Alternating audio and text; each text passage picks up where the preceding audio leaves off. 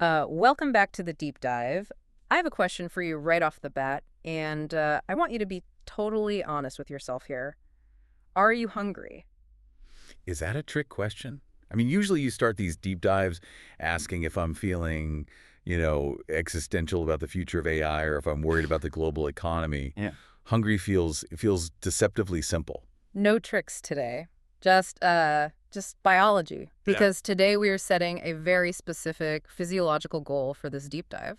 By the time we're done talking, we don't just want you, the listener, to be interested. We want your stomach to be audibly growling. Right. We want to induce a state of eager, slightly desperate anticipation. So we're aiming for that very specific biological reaction, right? Yeah, The yeah. one known as making one's mouth water. Exactly. And we're going to be talking about food, obviously, but not just reviewing restaurants or debating whether pineapple belongs on pizza. Which it doesn't, by the way. Well, that is a debate for another timeline, I think. Fair enough. But we're going to unpack the psychology of why we crave what we crave. We're going to take a sensory tour around the world to see how different cultures define comfort, from the crunch of a German schnitzel to the healing properties of Indonesian porridge. Yeah. And then we're going to pivot right into the kitchen to make sure you don't ruin dinner. And we actually have a very specific weekend planned for you at the end of this. This isn't just passive listening today. We are giving you a mission. A delicious mission, sure, but a mission nonetheless. We absolutely are. But let's start with that phrase I used earlier, make one's mouth water. It's something we say all the time, right? Like, oh man, that burger looks mouth-watering. Right. It's yeah. become such a cliche in food advertising that I think we've completely lost the meaning of it. But looking at the sources we gathered, this phrase actually has some serious history. It does. It's a metaphor that's been used figuratively since the mid-1600s, actually. It sits right at that weird intersection of biology and emotion. Literally, it refers to salivation, which is the cephalic phase of digestion. The cephalic phase. Yes. It's the phase of digestion that happens entirely in your head before food even touches your lips. Oh, wow. Yeah, your brain sees the food, smells the food, or in our case today, hears about the food, and it signals the salivary glands to start pumping. It's prepping the enzymes to break down what it thinks is coming, but figuratively. It's about intense longing. It's about, anticipation. And that anticipation is often tied to a very specific concept. We dug into a source from English Mastery that explores the phrase homemade is best. And I loved this because it argues that homemade isn't just a descriptor of location. Right. It's not geographic. Exactly. It's not just this was cooked at coordinates X and Y. It's a linguistic capsule. It encapsulates culture, emotion, and values. Oh. When we say homemade is best, we aren't necessarily saying it has the perfect nutritional balance. No, definitely not. In fact, let's be honest, homemade food is often chemically worse for you than a meticulously balanced factory meal designed by a nutritionist. It might have, uneven salt or way more butter. And we certainly aren't saying it looks like a Michelin star dish with tweezer-placed herbs. If my plating is any indication, homemade usually looks like a chaotic mess. Exactly. But when we use that phrase, we're emphasizing the personal touch, the effort, the care. It's the difference between buying a generic sweater from a fast fashion chain and having your grandmother knit you one. Oh, that's a great comparison. Yeah, one might fit better, technically speaking, right? But the other one keeps you warmer in a completely different way. That's a great analogy. It's about self-reliance and tradition. And that is really the anchor for our deep dive today. We want to move you away from the store-bought industrial food experience. Plastic wrappers. Right, the plastic wrapper, the microwave beep, and get you back to that homemade value system. But to do that, we first have to understand the driver behind the hunger. We have to talk about comfort food. A term that we all use, but we rarely actually define. Okay, let's unpack this. Comfort food.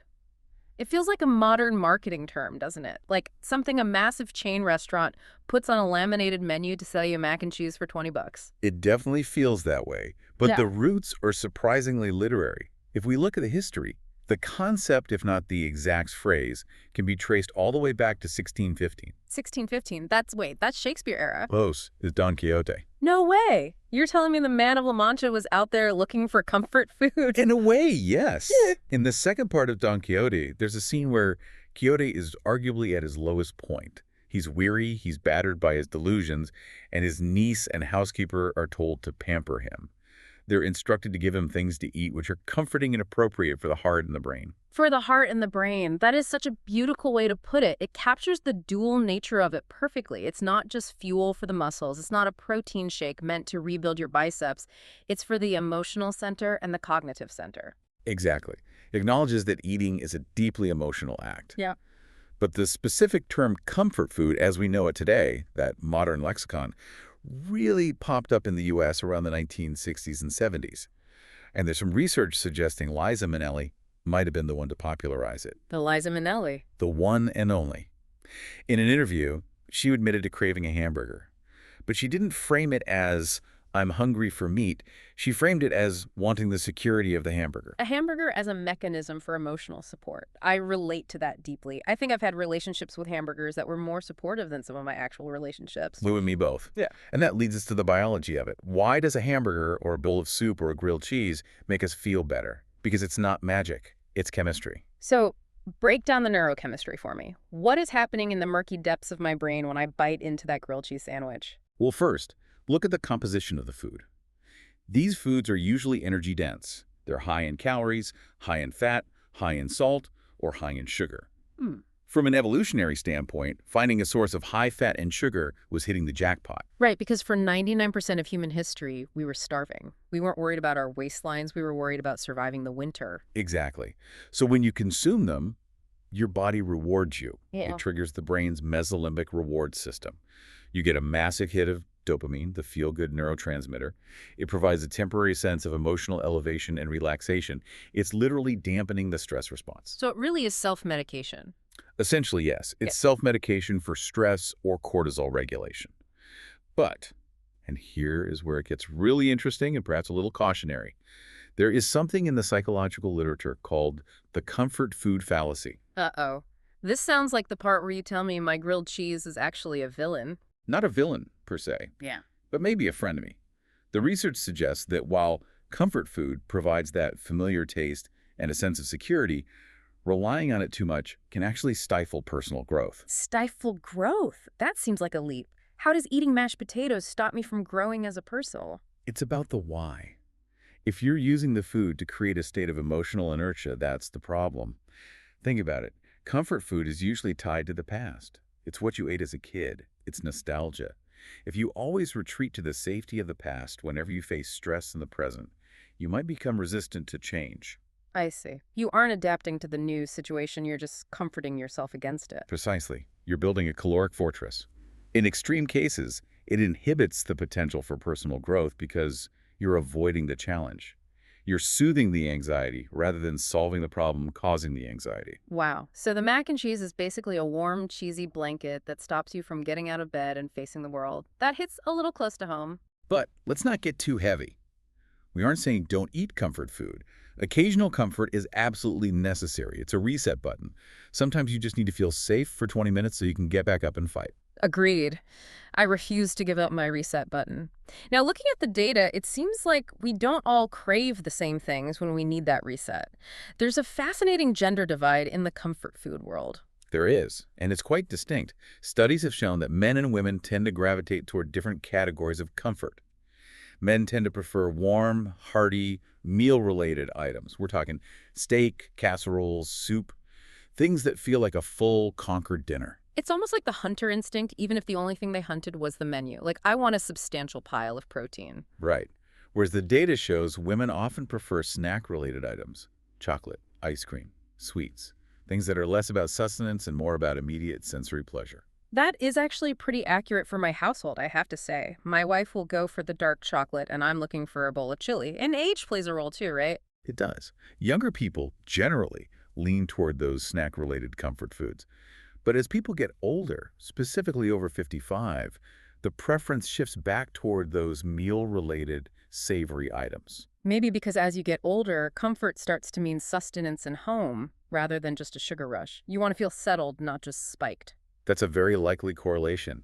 It's about the memory of a family table versus the memory of a candy bar. Okay, we've talked about the brain, we've talked about the psychology. Now I want to talk about the tongue. I want to talk about the mouth. We promised a sensory tour, and looking at our source material on describing food and comfort food by region, I think it's time to make good on our mouth-watering promise. I am ready. And I think the best way to do this is to break it down by texture and sensation. Because comfort food isn't just one thing. It's a spectrum of physics happening in your mouth. Let's start with one of the most satisfying sensations in the culinary world, the texture of crispy and crunchy. These are distinct, people use them interchangeably all the time, but they aren't the same.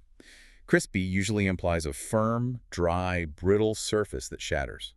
Think of a potato chip or a really good crust on a loaf of bread. It's delicate. Right. Whereas crunchy is about the sound. It's deep. It's that sharp noise when you bite down on an apple or a carrot. It resonates right in your jaw. And often, in the world of comfort food, these come with a side of greasy. And I mean greasy in the best possible way. Fried, lipid-rich. Let's look at Japan. Their version of this is tempura. Now, this isn't just fried stuff. It's an absolute art form. It is. It's battered, deep-fried vegetables or seafood. But the key is the batter. They use ice-cold water, sometimes even sparkling water, and they barely mix it. When that cold batter hits the hot oil, it explodes into this light, airy, lacy structure. It's delicate comfort. It's like eating a cloud that's been deep fried. But then you go to Germany or Austria and you get schnitzel. That's a totally different crispy. Yes. Schnitzel is a breaded cutlet, usually veal or pork. They pound the meat until it's impossibly thin. Then flour, egg, breadcrumb. It's fried in butter or lard. It's flatter, denser. It's less airy and more of a shatter. Or Kartoffelpuffer, which are those incredible potato pancakes. That's straight up fried potato goodness. It's the contrast of the shredded potato edges getting burnt and crispy while the inside stays completely soft. And we can't talk about crispy and crunchy without mentioning the heavy hitters. Right. In the U.S. and South Korea, fried chicken is universally adored, but they do it differently. Oh, the Korean double fry method. Exactly. Korean fried chicken creates this shell that is almost glass-like. It holds the moisture inside so perfectly. When you bite through it, you get that audible crack, and then the steam and juice from the meat just releases. Stop, you're killing me. I can practically hear the crunch. And the UK has fish and chips. That batter, when it's done right, it's a masterclass in texture. It has to act as a steamer for the fish while becoming a cracker on the outside. Precisely. It's that contrast between the soft, steaming whitefish and the brittle casing. That contrast is what the brain craves. The brain loves surprise. It loves hard on the outside, soft on the inside. Okay, let's shift gears. Let's move away from the noise of the crunch and into the warmth. The savory and the rich. Savory here means salty, maybe spicy, definitely not sweet. We're talking umami, that deep glutamate flavor that just coats the tongue. And rich usually implies fat, dairy, cream, meat juices. It's filling. It sits heavy in the stomach in a very good way. The French have this nailed down. Pot au feu. It's a peasant dish, really. A beef stew. But it's the method. It's slow cooked, low temperature, a really long time. The collagen in the tough cuts of meat breaks down into gelatin. The meat becomes tender, like easy to chew. It just falls apart when you look at it. Or gratin dauphinois, which is really just a fancy way of saying potato slices baked with an obscene amount of cream. It really is. It's layers of potato, cream, garlic, maybe a little nutmeg. It's heavy, it's warm, it coats the mouth. It's the culinary equivalent of a weighted blanket. Then you go to the Philippines and you have adobo. This is fascinating because it uses vinegar. Right. It's a salt and vinegar marinated meat stew, usually chicken or pork. The vinegar tenderizes the meat, but it also gives it this pungency. It cuts right through the fat. It's got that depth of flavor that just wakes up your palate while soothing you. Or sinigang, which is a sour soup. It makes your mouth water, literally because of the acidity. Eastern Europe has a strong game here, too. In Poland and Ukraine, you have pierogi, or vareniki. These are filled dumplings, dough wrapped around potatoes, cheese, or meat. And borscht, the beetroot soup. These are foods designed for cold winters. They're hearty. Hearty is the key word there. They are meant to sustain you through a famine or a freeze. They are survival foods that became comfort foods. And Italy. We cannot leave out Italy. Lasagna. Lasagna is structural engineering. Layered noodles, ragu, bechamel, cheese. It's about the integration of flavors. You don't taste the individual ingredients anymore. You just taste lasagna. And risotto. Now, risotto is a great example of rich. It's rice, but it's not fluffy rice. No, it's cooked until it releases its starch, often finished with butter and cheese, the mantecatura. It's creamy and savory at the same time. It flows like lava. Speaking of creamy, let's look at that third category. The solace of carbohydrates. This is where we get into bland, and I don't mean boring, I mean soothing. Unseasoned in a gentle way. Mashed. Creamy. This is often the food of convalescence. When you were sick as a kid, what did you eat? Toast. Plain rice. Exactly. In Indonesia, they have bubur ayam. It's a chicken congee, a rice porridge. The rice is cooked down until the grains explode and turn into a thick soup. It's what you eat when you're healing. It requires almost no effort to eat. Ireland has colcannon, mashed potatoes with cabbage or kale. It's soft, it's warm, it's humble. And then you have the hybrids. Canada's poutine. You have the crispy fries, but then you drown them in savory gravy and cheese curds. The squeaky cheese. If the curd doesn't squeak against your teeth, it's not fresh. Correct.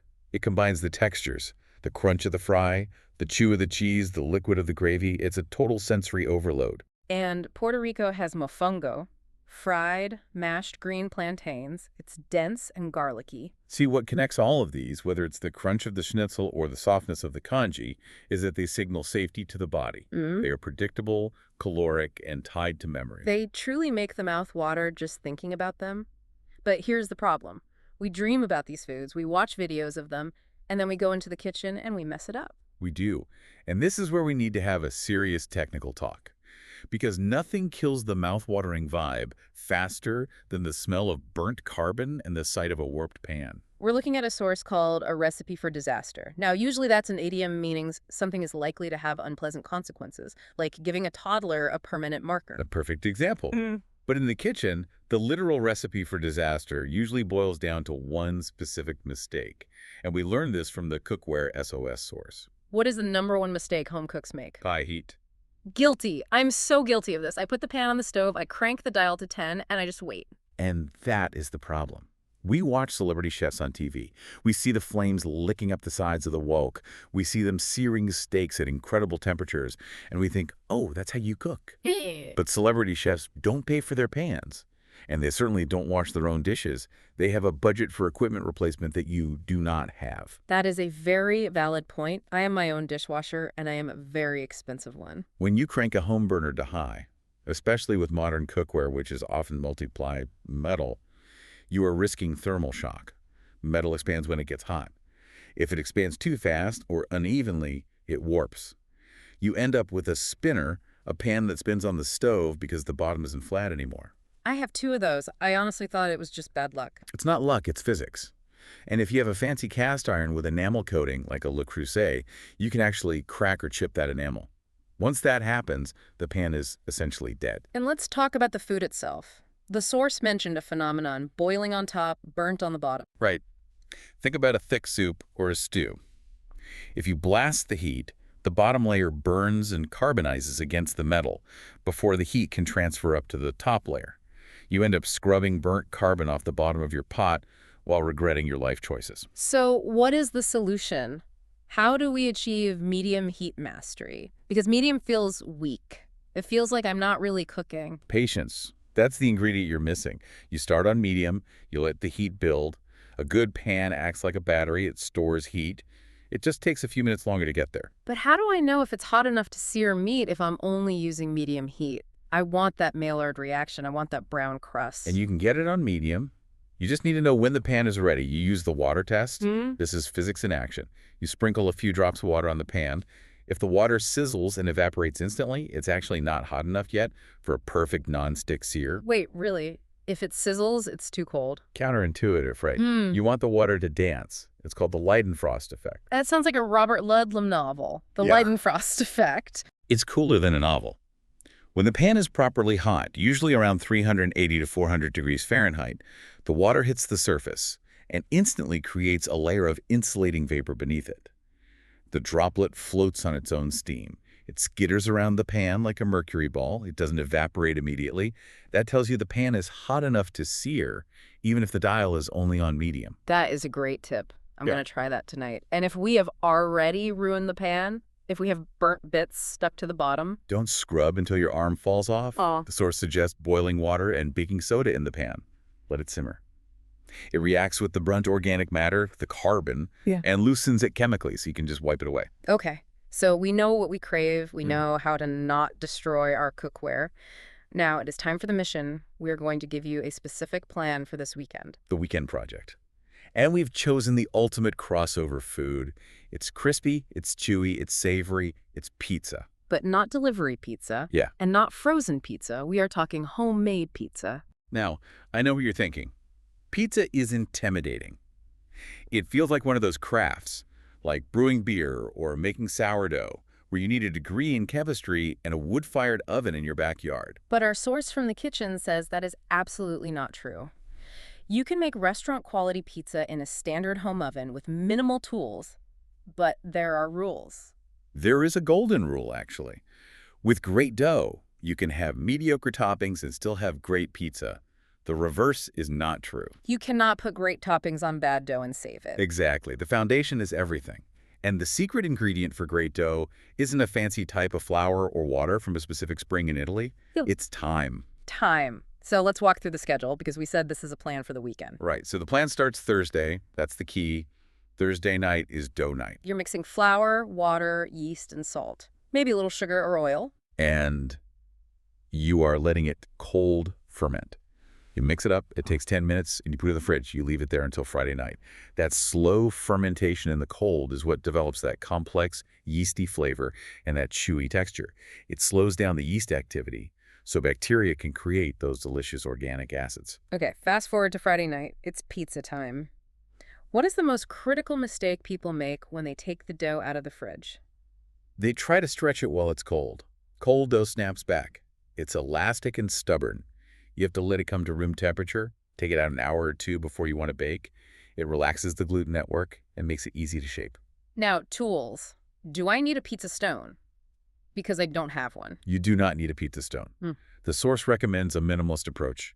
You need a kitchen scale because baking is chemistry and accuracy matters, and a pizza peel is nice to move the pizza around. But for the baking surface, you just need a sturdy sheet pan. But you don't bake it inside the pan, right? Oh, no. You flip the sheet pan upside down, you create a large, flat metal surface. Genius. Now, the heat. We just spent 10 minutes telling everyone to use medium heat. Does that apply to pizza? Absolutely not. Pizza is the exception. Pizza loves violence. Pizza loves violence. I love that. It does. Commercial pizza ovens run at 700, 800, 900 degrees. Your home oven tops out at maybe 500 or 550 Fahrenheit, which is about 260 Celsius. So how do we bridge that gap? The oven hack. You put your rack in the top third of the oven, you preheat it to the absolute max, let it get heat soaked. Then right when you slide the pizza onto that inverted sheet pan, you switch the oven to broil. The broiler, that's the direct flame at the top. Exactly. It mimics the top-down heat of a commercial oven. It blisters the crust, melts the cheese, and chars the toppings quickly while the hot air in the hot pan cook the bottom. It's a game changer. That is brilliant. It's simulating a wood-fired dome using a standard electric coil. Okay, toppings. Less is more, right? Less is definitely more. You don't want to weigh down the crust. And here is a controversial opinion from the source. Do not cook your sauce. Really? Just raw tomatoes? Canned San Marzano tomatoes, crushed by hand, maybe some garlic and salt. That's it. It cooks on the pizza. If you cook it beforehand, it gets too thick and pasty. You lose that brightness. Fresh taste. I like it. And cheese. The source suggests a trio. Fresh mozzarella for the milky melt, part skim mozzarella for the stretch and coverage, and aged Parmesan for the salty punch. Okay, my mouth is officially watering. I can smell the yeast. I can smell the char on the crust. But let's say, hypothetically, we don't eat it all. What is the protocol for leftovers? First, storage. Layer them crust to cheese. Don't stack cheese to cheese or it becomes a brick. And reheating. Do not use the microwave, please. Never the microwave. It turns the crust into rubber. The skillet method is the winner here. Yeah. Put the slice in a skillet on the stove. You add a couple of drops of water to the pan, not on the pizza, just in the pan, and cover it. Steaming it. Just a bit. The steam melts the cheese and softens the crust. But the direct heat from the pan crisps up the bottom again. It restores the texture almost to fresh. That is the level of detail I love. It's respecting the food even the next day. It's respecting the effort you put in. So let's recap the mission, because we want you, the listener, to actually do this. Step 1. Today or tomorrow, check your pantry. Buy flour, yeast, and a can of San Marzano tomatoes. Step 2. Thursday night. 10 minutes of work. Mix your dough. Put it in the fridge. Step 3. Friday or Saturday night. Take the dough out, let it warm up, preheat that oven to the max. Flip your sheet pan over, use the broiler hack. And step 4. Eat. Happy eating. And this brings us back to that core idea. Homemade is best, even if your pizza isn't a perfect circle, even if you slightly burn one edge. It's the story, it's the effort. When you make it yourself, you aren't just consuming calories, you're creating the comfort. And that is a recipe for success, not disaster. But before we sign off, I want to leave you with one final thought to mull over. Something outside the recipes. Hmm? What's that? We talk so much about how comfort food is tied to memory, right? Hmm. To our childhoods and what our parents made us. But think about how digital our lives are now. What happens to the next generation? Are their comfort foods going to be things their parents cooked, or are they going to crave the synthetic, perfect-looking foods they see in anime or video games? That's fascinating. Nostalgia for a digital meal you've never actually tasted. Exactly. Will we be trying to reverse engineer comfort from a screen?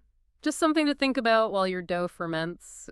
Thanks for diving in with us. I'm starving. I'm going to go find some dough. See you next time.